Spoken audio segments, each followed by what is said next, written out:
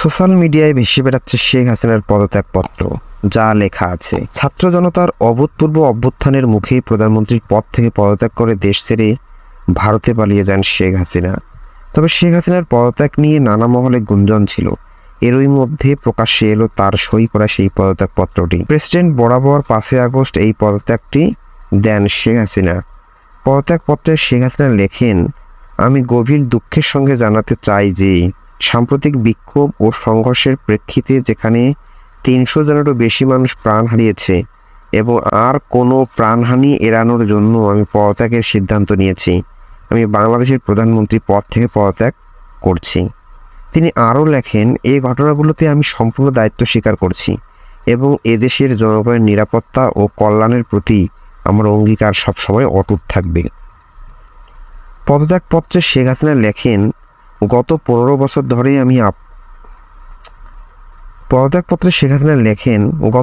বছর ধরে আমি আপনাদের সেবা করার সুযোগ পেয়েছি, যা আমার জীবনের সবচেয়ে বড় সম্মান। তবে সাম্প্রতিক ঘটনাবলী প্রমাণ করছে যে এই মুহূর্তে দেশকে এগিয়ে নিতে অন্য নেতৃত্বের প্রয়োজন। আমি আশা করি আমার পদত্যাগ বাংলাদেশের উন্নয়নের নতুন পথ খুলে দেবে এবং শান্তি পুনঃপ্রতিষ্ঠিত করবে। শেষ পর্যায়ে লেখেন, এই কঠিন সময়ে আমার সরকার যা কিছু করেছে তার জন্য আমি গভীরভাবে অনুতপ্ত।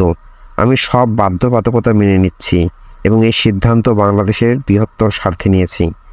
দৈনিক ইনকিলাবের পক্ষ থেকে শেখ হাসিনার পদত্যাগপত্রটির সত্যতা স্বাধীনভাবে যাচাই করা সম্ভব হয়নি। প্রসঙ্গত, গত 5 আগস্ট দুপুরে সামরিক বাহিনীর একটি হেলিকপ্টারে চড়ে বোন রেহানাকে নিয়ে ভারতে চলে যান শেখ হাসিনা, আর সেখানেই বর্তমানে তিনি অবস্থান করছেন।